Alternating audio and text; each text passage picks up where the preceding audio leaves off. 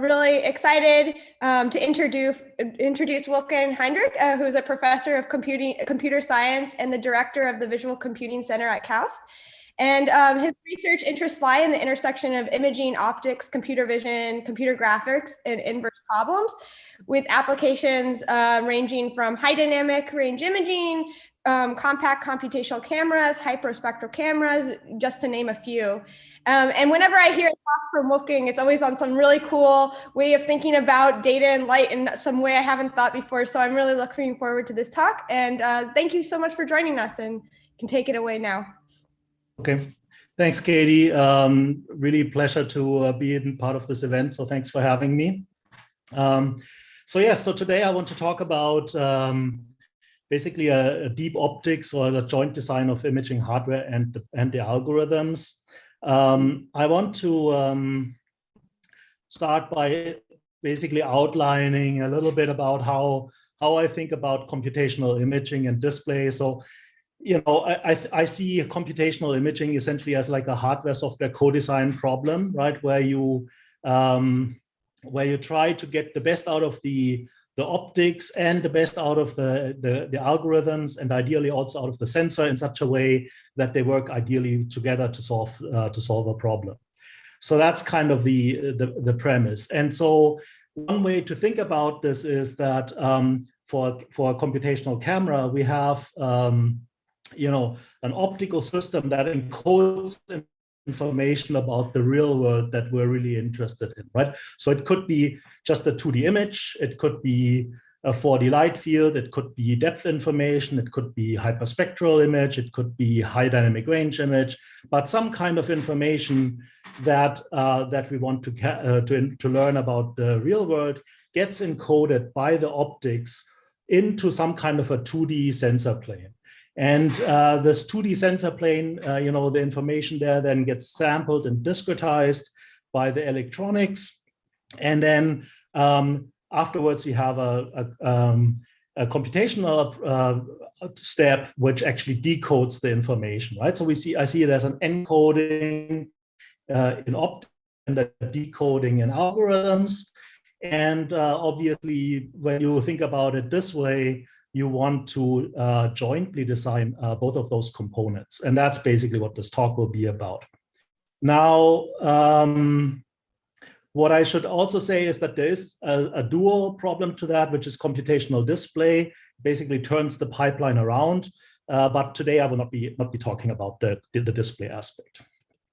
Okay, so just to make it a little bit more specific and narrow down the problem domains a little bit, I'm going to focus in this talk about what you would commonly consider a regular camera, right? So basically, not scientific imaging or microscopy or something like that, or astronomy, where, you know, all of these applications, all of these approaches also apply, I think, in various contexts. But for today, for the talk, I will just be focusing mostly on sort of traditional like cameras. And you know, in these kind of systems, you have constraints in weight and size, and you know, some kind of a cost trade-off, and that basically means that typically you don't have diffraction limited optics. And on the other hand, now in modern cameras, you have a lot of compute resources available, right? And so, you know, one thing to think about as an application domain would be smartphones, okay? Although, you know, none of what I actually do is actually demonstrated on smartphones, but this is something you can keep in back of mind of what kind of problem we want to solve, maybe. Okay, so before I go into this kind of deep optics and end-to-end design, let me ask a question about what is good optics? What are good optical systems for computational cameras, right? What can we tell from past research and experience in optical design? What the characteristics of optics for computational cameras should be? And you know, and are they any different from the optics that we would normally consider in traditional non-computational cameras? Okay, so let's have a look at a project we did a couple of years ago, which really motivated a lot of this work for me. And so if we look at an SLR lens design like the one shown here, which is basically redrawn from a patent application, we see that there's an enormous amount of optical complexity here, right? So there are many, many different optical elements. So these are today, they're kind of needed in modern cameras because we want to have sensors with higher and higher resolution. And if we have sensors with higher and higher resolution, then we need to basically have optics that approximate the ideal optical systems better and better and better. And you do this by basically increasing the design space of the optical system, so that you have more parameters that you can optimize and get a better approximation of this ideal lens, right? So how do you introduce parameters? Well, in SLR lenses like the one that you're seeing here, what you do is you add additional lens elements, right? And every lens element has some position parameters as well as two lens curvatures for both sides of the lens that provide additional parameters that you can optimize to improve your lens performance. And with this, you basically can get better and better and better at removing all the aberrations in the optical system, such as geometric distortions, spherical aberrations, chromatic aberrations, all the higher and higher order aberrations.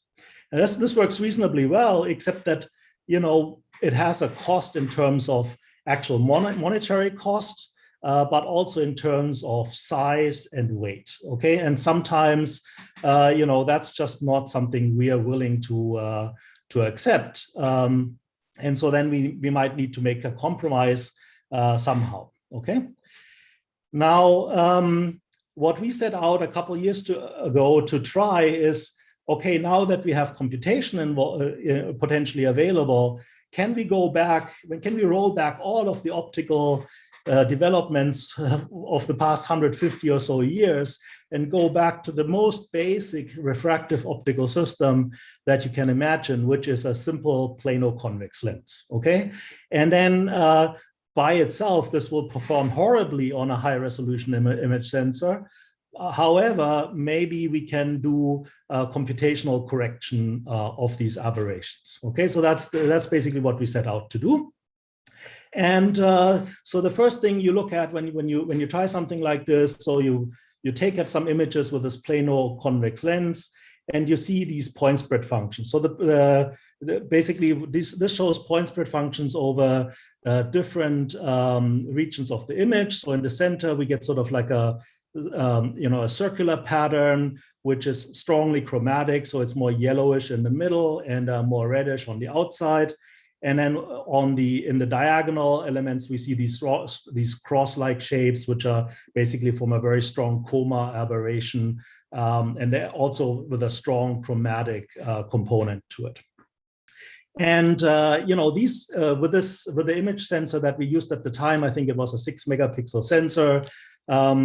These point spread functions are starting to be so big that traditional deblurring methods like Richardson-Lucy or something like that are completely impossible, and they just don't work at all, right? So the point spread function diameter here was support was something like 70 pixels across, and that's just not going to work with very simple deconvolution methods.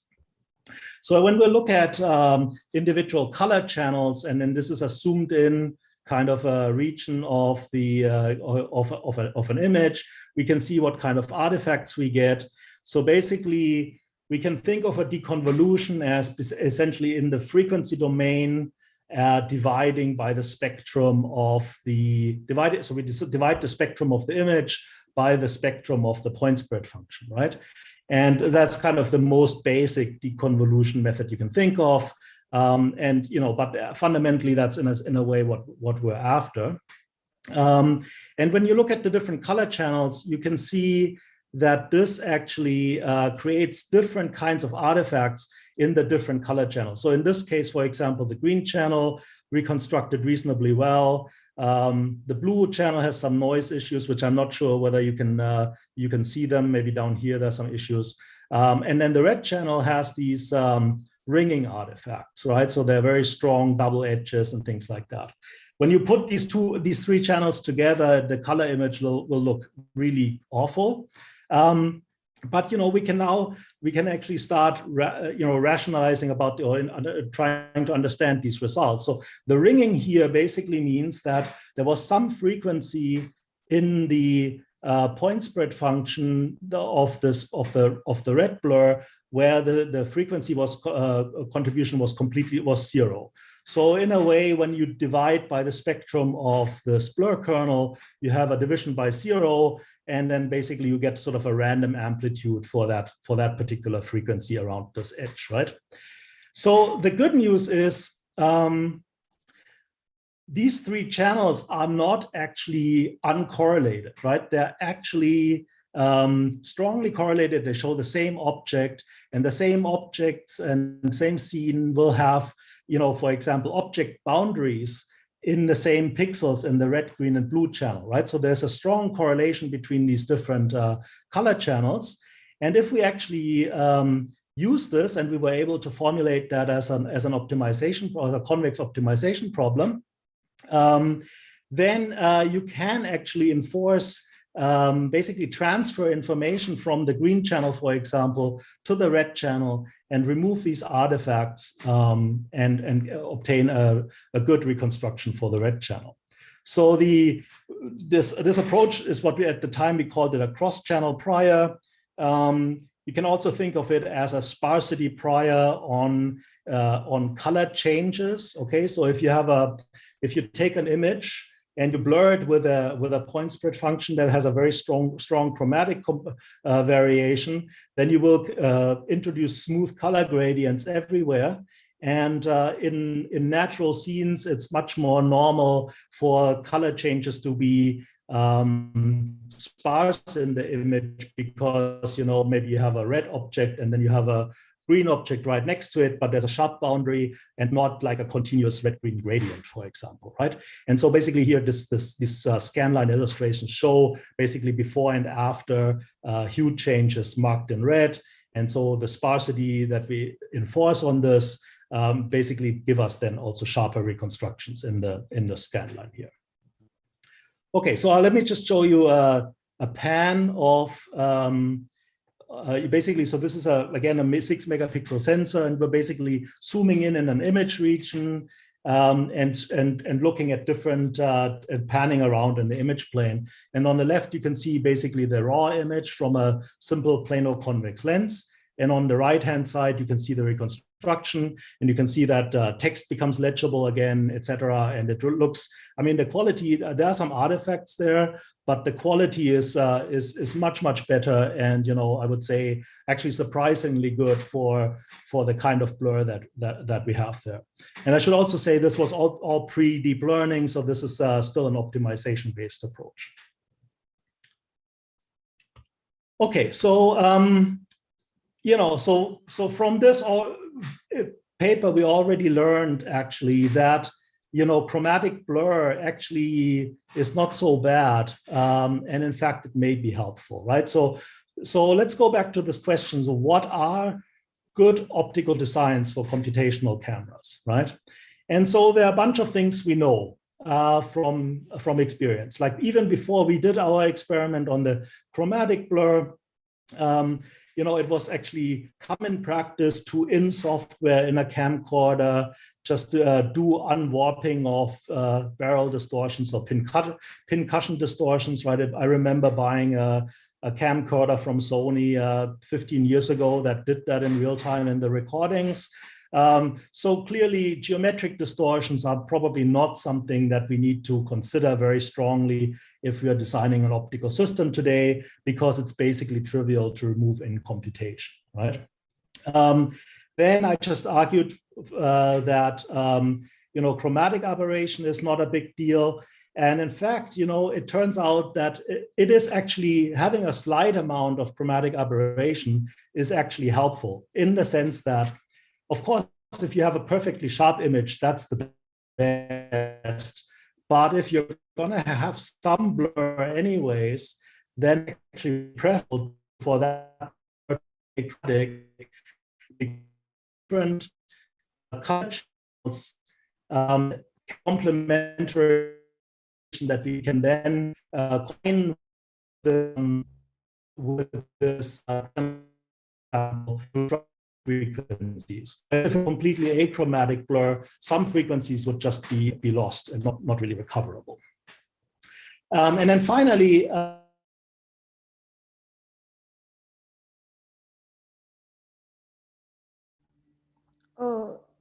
it looks like we might be having a little audio issue.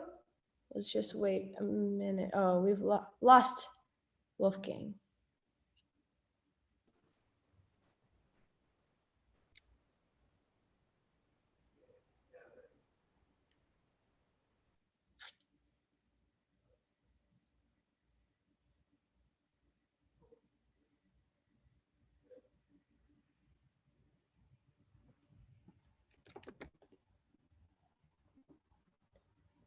Just 1 second, guys. Thanks for your patience. We'll try to get them online.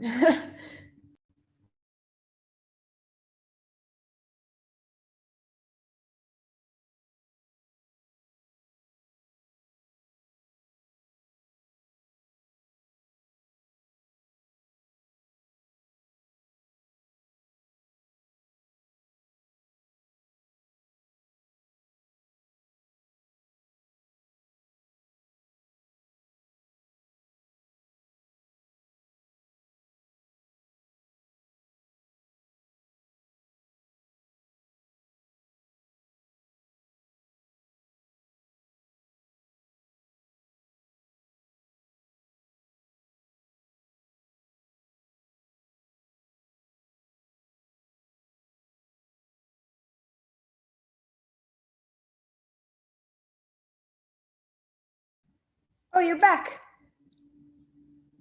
Great. hello. Hi. Why don't you turn your, thanks for joining again. Maybe when you share after you share your screen, you can turn your video off. Maybe that will help with the internet connection.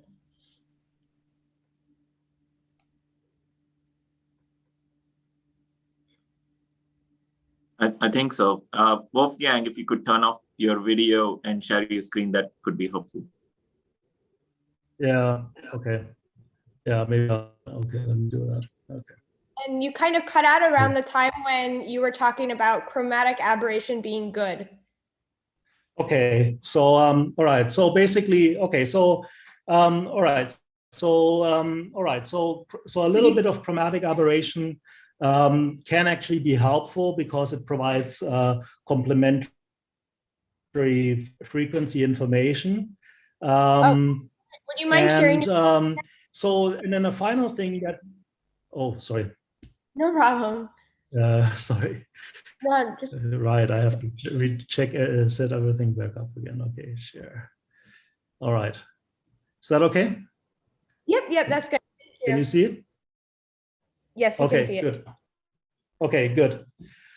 Okay, so okay, and then the final thing is that when you normally want to do lens design, you do an optimization. For example, in a system like CMAX, you do an optimization that traces a few rays through the optical system, and that gives you what's called a spot diagram.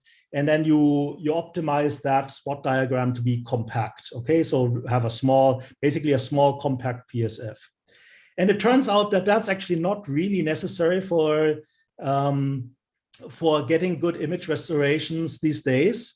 And I can show you that with with an example from a project we did 2 years ago, where we manually designed a diffractive optical element. So that the optical element is just a flat piece of glass with some diffraction structures etched, and basically designed for wide field of imaging, which is very, very tricky to do with this kind of single lens element, especially a diffractive one.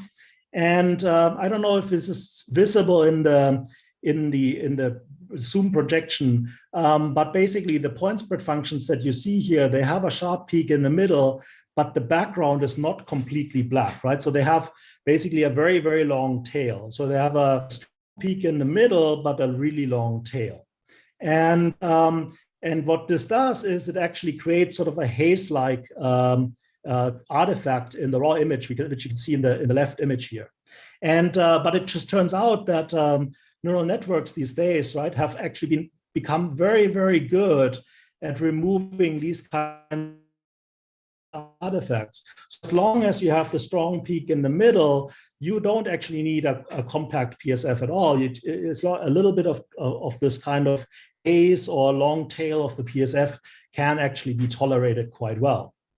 So, all right, so basically what all of this means is now that we've looked at some sort of design criteria that are used in traditional optical design.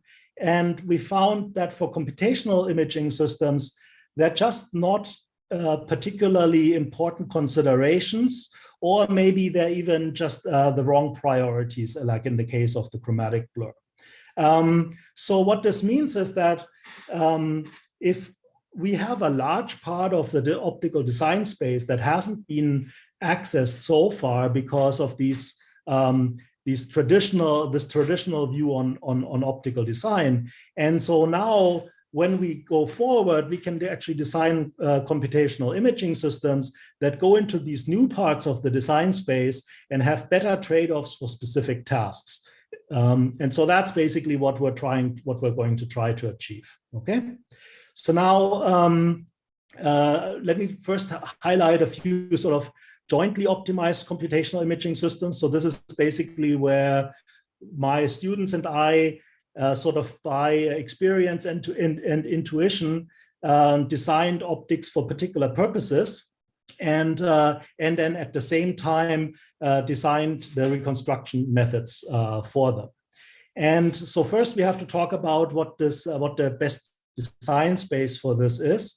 And a lot of the work that we do is in the so-called diffractive optics. Okay, so basically, you know, it's basically microstructures that are etched into a thin plate of glass. And a classical result there is that basically this zone plate, this Fresnel zone plate that's shown in the top right corner there, that's a binary mask that can focus light of a particular wavelength, right? And so this kind of diffractive optical element gives us a good, you know, very flexible design space. But at the same time, it's also something that we can, for example, build here at KAUST in the clean room. Okay, so that's why one of the reasons why we do a lot of work in this particular design space. Now, for diffractive optical elements, they're not just these kind of binary amplitude masks as I show here, but you can actually also have a phase mask, okay, and then it becomes a bit more like a traditional Fresnel lens, but basically at smaller scale. So basically at the bottom here you see a phase diffractive optical element, which is just where you basically etch 3D structures into the glass to speed up and slow down light relative to other parts of the light, and then that also results in a focusing action. And most of the time, when we do DOEs, we will do a structure like this because it just doesn't absorb as much energy as the amplitude modulation version. Okay, so so this is a classical result, right? So that a structure like in the top right here can actually, or even not at the bottom there, can focus a single wavelength of light. And but unfortunately, when we now draw point spread functions for single wavelengths, we see that we have actually a massive problem here, where one wavelength gets focused extremely well, and then the other wavelength, so in this case, this is like the design wavelength of green, 550 nanometers.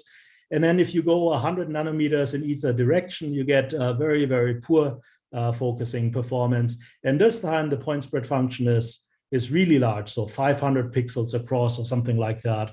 And so really we need to do something about this. So let me skip this. So one of the manual designs that we did is actually to come up with a diffractive optical element that is achromatic. Okay, so it's achromatic in the sense that over the visible spectrum, it focuses light equally well. Now, not as well as the original Fresnel zone plate for the center wavelength, but equally well, or almost equally well, across the full visible spectrum. And so then what this means is you see the point spread functions here in the second row. So they're wavelength independent, and so that means there's now a little bit of blur left in the system, and that can be removed computationally, right? So this is something that you would do as a joint design approach, where you basically you sit down and you develop the algorithms and the optics at the same time. Another piece of work that we did, sort of a similar kind of approach, is encoding diffractive optics into multiple DOEs. So here you see that basically we have basically two DOEs that when you put them on top of each other, they're designed so that to basically produce a lens. And now when we start rotating one of the DOEs relative to the other, then we get another lens, but of a different focal length. So what this means is if we have a pair of these kind of DOEs, we now have a focus tunable lens just by rotating one of the DOEs relative to the other. And actually, if you take two of these pairs, so 4 DOEs total with some spacing in between, then you can actually build a zoom lens. And this is a zoom lens that can be where the zoom can be activated without any translational motion, right? So if you have a cell phone, you don't want to have a lens barrel coming in and out of your cell phone, but we can actually do a zoom lens which just has in-plane rotation as the only moving part, basically. Okay, so now these projects that I showed you so far, they were really jointly designed, but not end-to-end designed, okay? And what is the difference? So the difference is basically these were manual designs that were informed by expertise of myself and my students and my research scientists. And we have expertise both in the optics and in the algorithms. And we basically, connected these two parts with our brains in a way and tried to design everything at the same time. But, this is in a way relying on inspiration, and there's no guarantee that we can actually find all the interesting designs, parts of the design space to solve a particular problem. So, what we've been looking at recently is actually end-to-end optimized imaging systems, where we're really trying to automate this whole process and basically optimize the optics together with the algorithms in a formal optimization kind of approach, right? And so the first, I'm going to illustrate this this approach with a paper that we had with Sitzman and others. So this is from Gordon's group at Stanford. We had this joint paper where we for the first time actually showed this principle. And so the idea is that our design space, again, just like before, is a diffractive optical element. So basically, we want to optimize the shape of this piece of glass, which means that for every XY position on its aperture, we want to decide how thick it is, right? So this is our design space. And then if we have a design, we can actually simulate what the corresponding point spread function is. So in this particular case, if that's the optical system, then in fact, it just turns, it's just Fresnel propagation, which basically means essentially a Fourier transform, okay?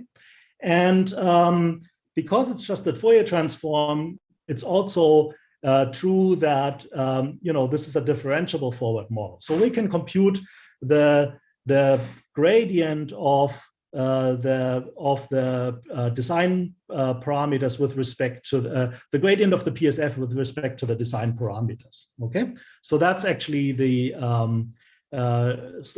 key ingredient here.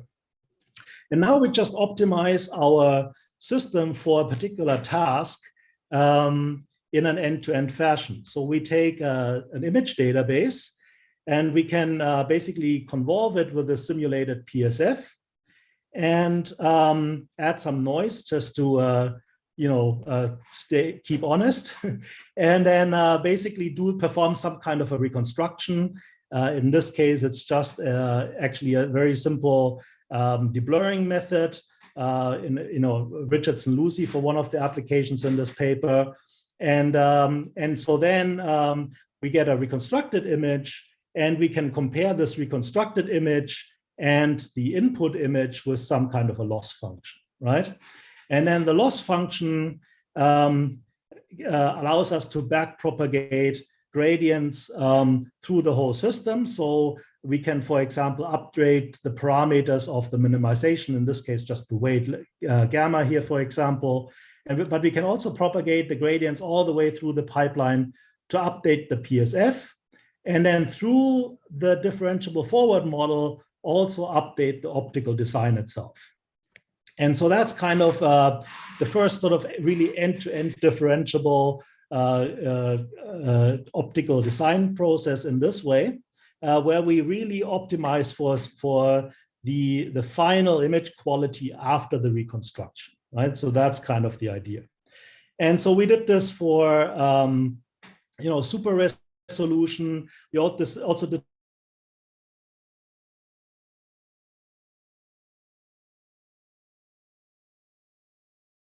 so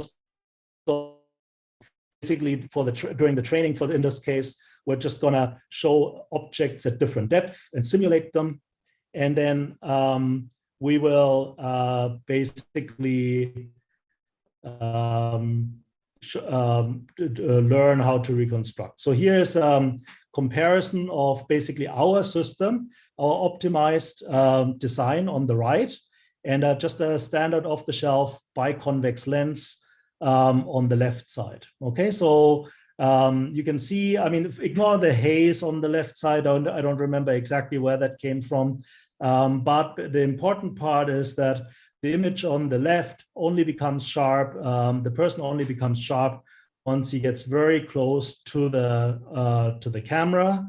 Whereas on the right, with our end-to-end designed system with the same f number, so the same aperture size, the scene is in focus for the whole depth range, basically. Now, of course, the next, let me skip over this. So the next question is, of course, okay, so, in this case, we only had a very, very basic reconstruction method. I mentioned Richardson-Lucy. But, of course, today we really want to have something a lot more sophisticated. And so typically we would go to neural network-based reconstruction. And so, in fact, that fits very well into this framework, because now the reconstruction method itself is just a bunch of parameters in a neural network that can be updated at the same time as we learn the optics, right? So then basically that's kind of the approach. And we can do this for many different applications. Here's a very recent one that will be presented at ICCV later this year. Again, it's the situation where we have just a simple diffractive optical element as the only optics in the system. And we capture hyperspectral images as well as depth maps. Okay, so and that's end-to-end optimized with a neural network as the reconstruction method. Here's another example from last year. So this is for pixel super resolution in SPAD sensors. Now, SPAD sensors in this kind of context, there's nothing special about them, except that they, they have very low pixel count, and so and also very low fill factor, right? So the pixel structures are quite large. I think 150 microns in our prototype, and then the light sensitive area is much smaller, only about 5 microns. And so basically we wanted to design an apodization function that that allows us to get the best super resolution results out of this image sensor. Now the optical system here is slightly different. So we have actually a regular lens that does most of the focusing action, and then we put a DOE in front of it, which does just the encoding and the manipulating of the point spread function. Okay, and now we have a reconstruction network, and I want to talk about this network also a little bit more, because this is something we like in my group as for certain kind of tasks. So whenever physical accuracy is important for the reconstruction, we tend to turn to these kind of loop unrolled networks. Okay, so what you can see here is that we're alternating between upsampling and downsampling stages. And basically what this does is it's basically a loop unrolled version of an optimization-based super resolution method, and it's trained end to end. And so basically, if you have if you did an optimization-based super resolution method, right, you would have an upsampling operator and a downsampling operator. These would be your A and A transpose matrices. And you would basically, if you solve a least square problem, you would have a lot of terms of the form A transpose A, and that's basically upsampling and downsampling alternating, and that's exactly what we do here. So this concept can really be transferred also very well to other kind of inverse problems, but it's for super resolution, it's really easy to see what the structure is and how it compares to the optimization-based approaches. Now, another application is high dynamic range imaging. So this is, let me show you first an old result from 2011 from my group. That was a CVPR oral paper at the time. So basically the idea there was that we want to capture information from saturated regions in an image by basically encoding this information somehow in the rest of the image plane. And the way we did this is that we basically attached a star filter to in front of the lens. So this is basically a commercial off-the-shelf star filter, and it basically creates the star pattern around every bright light source, right? So this was used as a old, photographic special effect. Before digital came along, so this is a really old technology, creates images like this. And so now what we observed was that basically these rays that come out of a light source, they actually encode information about the structure and the brightness distribution within that saturated region. So for example, if you look up here, these rays that come out horizontally, there's some of them are brighter, some of them are darker, which actually hints at the fact that there's actually brightness differences inside the saturated light source. And in fact, what we can do is once we've segmented out these rays, we can actually perform essentially a tomography reconstruction of these 2D image planes and get this kind of interior structure, right? And so this kind of interior structure, and it compares really well with the ground truth reconstruction from ground truth interior structure that you get by just taking a really short exposure image. Now, so this method from 10 years ago was extremely successful in recovering these kinds of internal structures of saturated light sources. However, the overall image quality, as you can see in the center here, was actually quite bad because we never managed to remove all the glare artifacts from the rest of the image because this was pre-deep learning. So what we did last year then is that we actually revisited this problem, and this time we actually designed everything end to end. And again, the optical setup is very similar to what I shown before, right? So basically a normal lens with a DOE in front of it. And then basically this DOE is what needs to be designed. And, you know, so, and then now we have a reconstruction network, which is actually multiple networks that work together, right? One reconstructs the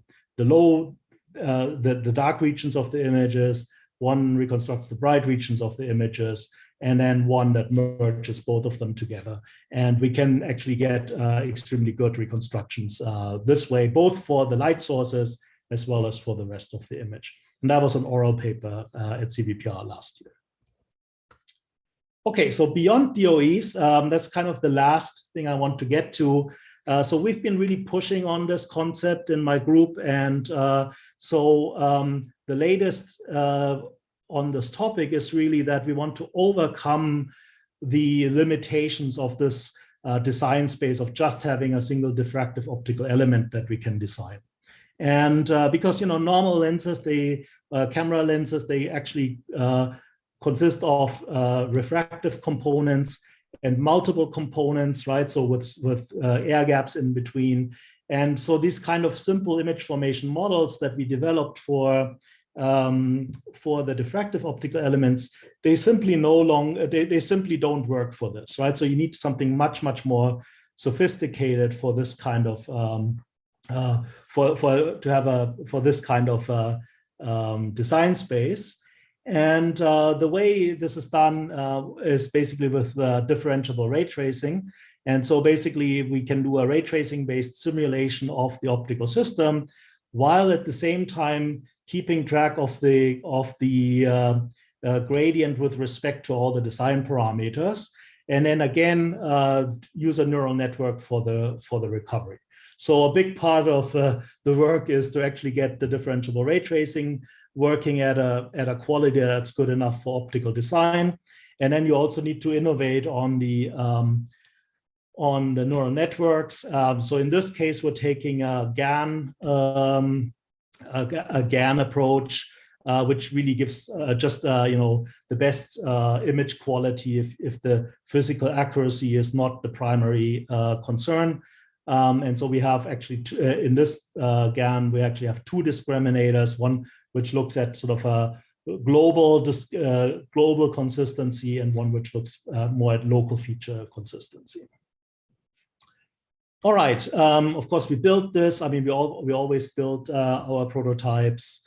Here are some comparisons to other lenses. We can see that actually, so this is for wide field of view imaging. So you know, wide field of view lenses it becomes very tricky to do them in good quality with just a few lens elements.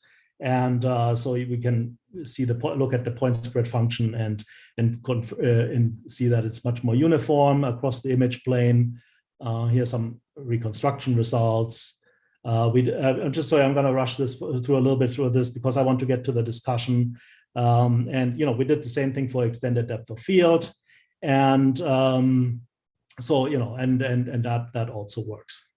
Okay, so the last topic I want to touch upon is how do we evaluate these kinds of optical systems, these kind of computational optical systems, and you know, one thing that always comes up when you're working in this space is, especially in this kind of normal regular camera domain, is that people say, okay, can we see the modulation transfer function? Okay, so so we can compute the modulation transfer function of the optical system before, you know, we apply the computational component, and then we can apply it again. We can compute it again after we apply the computational component, and when we can see what happens.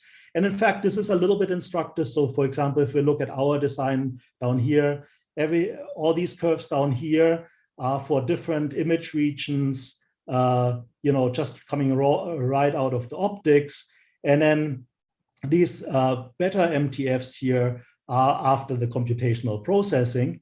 And that's quite a different behavior from, let's say, a Cook triplet, where basically the on-axis MTF is quite good, regardless of whether we post-process it or not.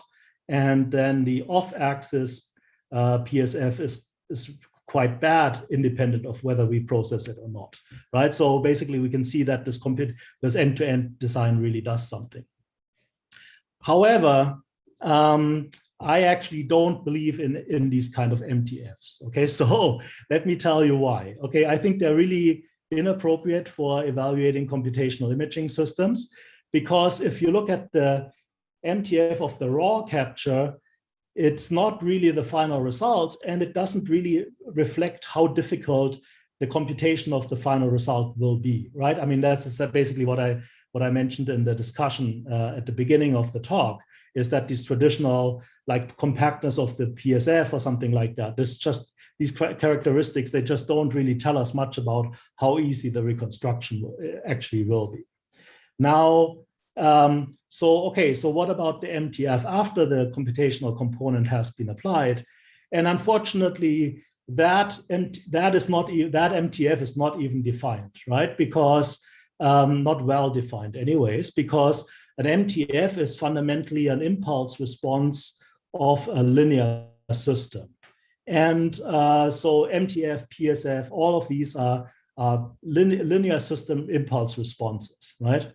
And unfortunately, once you apply the nonlinear computational component, the whole overall system is actually no longer a linear system. So therefore, the whole concept of an impulse response is not really well defined.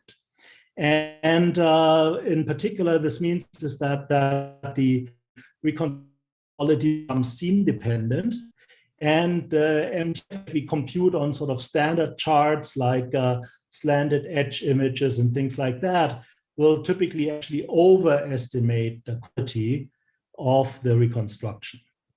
So it's really important to keep in mind, right? So the computational imaging systems are not linear systems. Pulse response isn't well defined. And if you just try to do it procedurally with test charts and whatever, these are much simpler scenes to reconstruct than normal natural scenes, and therefore quality typically be higher than on natural scenes. Okay? So at the bottom line is that really computational imaging systems, we should really evaluate them in a data-driven fashion. If we optimize them in a data-driven fashion, we should also evaluate them in a data-driven fashion.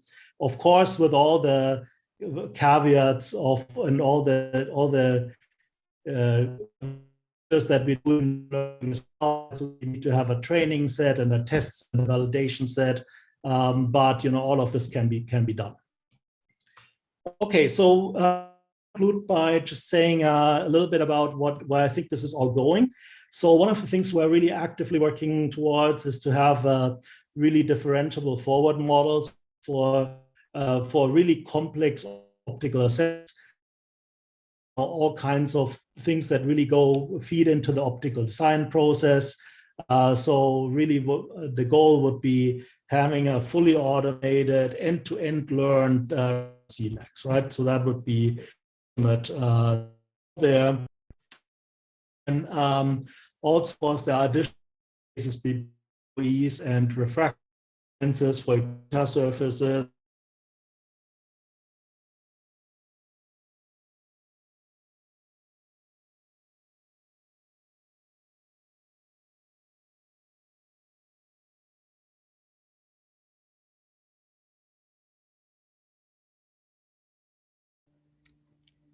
Oh, Wolfgang, you're muted.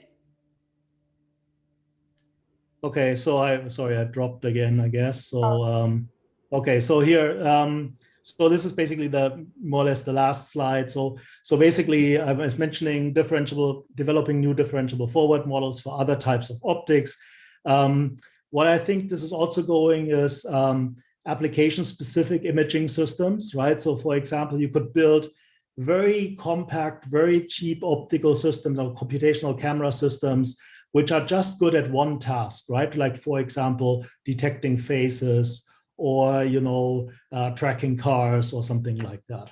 And then there's also implications for sort of privacy preserving optical monitoring of certain aspects of the real world.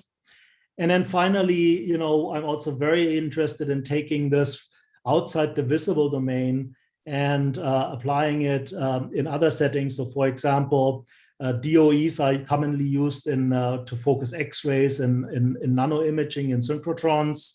And then also for astronomy, there are even applications. So for example, we just built this, you know, DOE for the National Research Council of Canada. They're building an exoplanet imaging system. And so basically this is a DOE that we actually built for them for this particular purpose. Okay, so I think that's pretty much all I have. I just wanted to basically get back to this joint co-design and end-to-end design idea. I think this is really the future of computational cameras. It's the future of cameras, period. And I think a lot of this sort of isolated design of different components will over time make way to these kind of joint designs and end-to-end optimized designs that I was talking about today. And with this, thank you very much for your attention. Sorry for all the technical glitches. I hope you would still got something out of the talk. Thank you. Thank you so much for the wonderful talk. Yeah, and Wolfgang, do you would you mind staying 5 minutes more for questions, just for the absolutely? That's of course, yeah. I have time. Yeah. Wonderful. Yeah, so we already have a question from. Oh, if you have questions, please raise your hand. Ray, are you able to talk, or I can read your question out loud too? Maybe I'll read his question. So the question is, do you think these design principles can be found in the human eye-brain visual system? Well, okay, that's a good. Well, I think to a degree, I think that was what I think one of the explanations that I've seen for how eyes evolved actually has, you know, indeed points to some very similar processes, right? So you start out with a single light sensitive cell, and it gives you a survival advantage over other organisms that don't have it, and then you have more, and then that gives you a survival advantage, and then all of us, and then you start, you know, not just having multiple sensors, but you on a flat plane, but you curve the plane either this way or that way, and that gives you some directionality, and then you grow some kind of semi-transparent you know, material over top, and that gives you, and it's a progression of steps, right? That gives you a better and better performance. So I think in a way, you know, I wouldn't say that it's exact one for one the same thing, but it is actually, I think, sort of in spirit, I think a lot of very similar things going on. Yeah. It also connects to kind of a question that I had, in that did you try training these under different kind of data sets to see how the designs would change with different environments? Like, and I wonder if that also connects to actual, you know, different kind of species, like fish versus humans versus something else, like maybe if they're designed for different environments or different features in the image. Yeah. Yeah, actually, this is a good question. I mean, we haven't really done this in a very systematic way. My gut feeling is that you know, once you have a reasonable diversity of scenes, like if you not only if you have only indoor scenes, then it will probably not work in the forest, right? So if you only have walls and sort of engineered surfaces, it will probably not work in the forest, and vice versa. But as long as you have a reasonable diversity of organic and man-made structures, I think it will cover actually a surprising range of scenes. But where it will start falling apart is if you go into, for example, to a completely different scale, right? If you train something on the world around us at macroscopic level, and then you go either to astronomy or to microscopy, then it falls apart because everything just looks completely different. And so I think for that you really have to retrain and train for that particular purpose, I think. Yeah.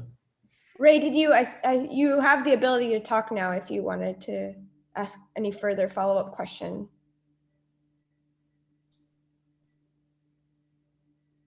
Nope. Okay. Well, we have a question from Jorge. Sai, I don't know if you can also make Jorge allow him to talk, but the question is: have you optimized other optical elements other than the DOE?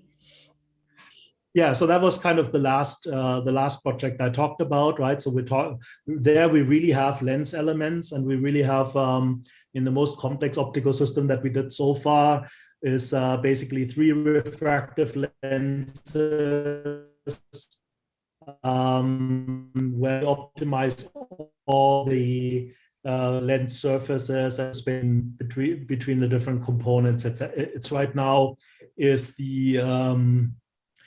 the discrete parameters, like for example, which material to choose for which lens element, right? So that doesn't, we haven't really quite figured out how to do that in this kind of framework. But actually, it turns out in traditional optical design, that's also more of a manual outer loop kind of. Yeah. So, but apart from that, yeah, we have optimized basically three element systems. There's still some technical challenges to scale it up in a way that can be efficient, because there are memory implications and things like that. But that's what we're actually working on right now. So we have some solutions that we will have be able to publish hopefully fairly soon about how to do this in a much more practical fashion, that to really scale up the complexity of the optical system. Yeah. Jorge, do you have any other follow-up question? You have the ability to talk if you want. Nope. Okay, looks good. Great. So please raise your hand if you have any other questions. I have another one. Kind of, I guess it follows up on the different environments and training in different scenarios. But what if your goal is not necessarily to do the best reconstruction, but your goal is to do some task, like, I don't know, some cheetah, wants to identify some animal or something like that, or your goal is to identify something, classify, or do some other task on the image. Does that change? Have you tried seeing if that will change basically the design of the sensor? I'm absolutely positive that it will. I mean, basically because what happens is right now, right? I mean, basically we're optimizing to some final reconstruction, so some loss function, optimizing for a loss function that is formulated on the actual reconstructed image. But if you then go take this image into an object detector or a tracking algorithm, and you formulate or something else, right? I mean, another thing you could think about is, okay, maybe crop monitoring, right? You just want to know how many bad crops, dead crop you have, right? So stuff like that, very specific tasks. Then, in that case, you really want to optimize for that end-to-end, and then you have a different loss function, and for sure, both the neural network and the optical design will be different. So it will be a different optimum. Yeah. Cool. Great. We have a question from Joseph Green. It says, "Hi, Professor. Thank you for the great talk. As the field strives towards the end-to-end differentiable models, we encounter new limitations. Deep learning architectures tend to be heuristic and reliant on the underlying loss function / architecture. What do you see as the immediate issues for the end-to-end optics field? How does your group plan on navigating this landscape?" And Joseph, you're free to talk as well. Yeah, I mean, so one of the challenges for this optical design, for example, for the refractive optical designs, is that you can write a loss function very easily and you can write it all up. But unfortunately, the optimization landscape is highly non-convex. So you're very, very likely to start to fall in some kind of a local minimum. And so that's a challenge. You know, it's basically similar to what happens in traditional optical design. You cannot load CMAX and say, give me a lens design. Here are two flat pieces of glass. Give me a lens design, right? So we are working on that. We have some ideas. I'm not sure how much I want to give away at this stage, to be honest. But we have some ideas how to overcome this. And it's basically sort of with customized optimization strategies to come out of these local minima. But so that's kind of the you know, the thing that you. But that's probably the biggest problem right now is of the state of the art is to, you know, really avoiding local minima. And then, you know, the loss functions themselves, I mean, you do have to choose something that learns well, but ultimately, you know, and that's partially the, you know, you can adjust the loss function to overcome some of these local minima issues. And that's usually why people play around with the loss function, is because the system doesn't learn properly, right? So this is basically why you play around with this. I mean, conceptually, what you want to do is very simple, right? I mean, you know, conceptually, it would be okay to even just do something like a least square loss or perceptual loss between the input and the output image. And the reason why people try something more complicated and add additional terms and whatever is because the optimization is very difficult. And so we have some ideas on how to approach this from the optimization side rather than from changing the loss function side. And I think that's something, again, that's not quite ready for publication yet, but I think this is looking very promising, and I think that will be a good solution for this problem. Yeah. Another question I had for follow-up on that, which I would have thought would also be a big challenge in this field, is just the fact that you need a differentiable forward model. And for a lot of systems, I feel like they're not necessarily differentiable. So are you finding that is the case, or it's easy to kind of come up with surrogate models that work well in these to allow you to do this differentiable optimization? Yeah. Yeah, I mean, it's sort of, I think, well, I mean, if it's, you can probably come up with differentiable forward model. I mean, if you can come up with a forward model, you can come up with a differentiable forward model. The question is whether it's feasible, you know, or tractable, right? Or whether you need to use a supercomputer to deal with it. And so that's kind of the problem. So one of the things is if you wanted to apply this directly to meta surfaces, for example, right? So if you really want to optimize meta surfaces themselves, you know, basically the structures are so much smaller than the structures of the DOEs that now all of a sudden you can no longer really do all these approximations. You cannot no longer just do a Fourier transform. You probably have to do some kind of full Maxwell equations solver through this to see what the thing actually does, and then, you know, implementing that in a differentiable fashion is very tough, and implementing it in a differentiable fashion that in such a way that it can deal with large problems is even tougher, right? So that's going to be the limiting factor, right? I mean, if you want to, for example, with meta surfaces, if you want to optimize nanometer scale structures, or let's say tens of nanometer scale structures, but over a surface area that's centimeter scale, right? Then you just very, very quickly run into some resolution issues, and it just becomes intractable, right? So that is the straightforward approach does not work there. Yeah. Yeah. Cool. We have another question from Nelson Diaz. It says, "Thank you, Professor, for the interesting talk. Have you tried the end-to-end approach for spectral image classification? Do you think it could be possible?" So we have done it for spectral image reconstruction. We have not done it for the classification at the end. But I think that would be something really natural to try. I think you can, if you don't stop with an image reconstruction network, but you either take the raw data and directly go into a classification network, or you do first a reconstruction network and then a classification network and then train them all end to end. Then you will be able to do that. And it basically for the particular, it depends on the specific classification task that you want to solve. Some frequencies may be more important than others. So for sure you will get different designs than if you say reconstruct hyperspectral image that has equal quality in all spectral channels, for example, right? So for sure you will get a different design out of this, and for sure it will work better than the generic hyperspectral and then added a classification network based on that, right? So you can really train them. Maybe you can train them initially separately, and then you put them together and you train them end to end.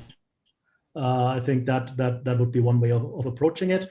Or you could try directly training from the raw sensor data, because if you just want to do the classification, you don't even need the intermediate spectral reconstruction, right? So you just could try to classify directly on the raw sensor data as well. Cool. So we have two final questions, and then let's wrap it up after these two. So the first is from Hassan. Aside from the difficulty in managing the optimization landscape, how do you avoid non-physically realizable solutions? Well, right now we do this through we don't have anything too special about this right now. So there's sort of simple constraints that you can apply, right? So for example, if you want to keep, in the case of the DOE, if you want to keep the phase between a certain value range, say for example a phase between 0 and 2 pi, then you just enforce that constraint in the updates. For the lenses, potentially you have some situations where you could come into non-physical kind of configurations where the lens surfaces start intersecting each other or something like that. We don't deal with that right now, and so far we've gotten lucky. Great, thanks. And final question: the brain applies its visual processing paradigms elsewhere, as the optic nerve passes other areas of the brain, running from the eyes in front of the visual cortex at the rear. Optometrists use distortions of the visual fields to target brain dysfunction. Do you see any design parameters for this regime, e.g. LASIK surgery or transmagnetic stimulation? Translating to the medical field. Oh, okay. Yeah, so I don't know that much about the specifics of this application domain. But I think whenever you have an imaging problem, and I think there is a large amount of potential here for designing devices that are very specific to one task, right? So if you want to design a device that's very specific to this particular task, then normally you would sit down and say, okay, so you would try to rationalize your way through it, and you would say, okay, at what wavelength do I see this effect, right? What kind of wavelength of light do I want to image? What's the resolution that I need in both space and time? What's the field of view? What is the pixel count? What are all of these things you would try to reason about, and then build something that hopefully works, and you can test it and see if it works. Now, in this case, as long as you have somehow a good simulation that you can train on, then you can basically discover what the important and salient features are of the thing that you're after. And I think, you know, sometimes, well, at least in my experience, you can be really surprised that, you know, the system actually in the end picks up on something that you never thought was important. And it's really helpful that way. So, but yeah, I mean, for this to work, you need a good forward simulator.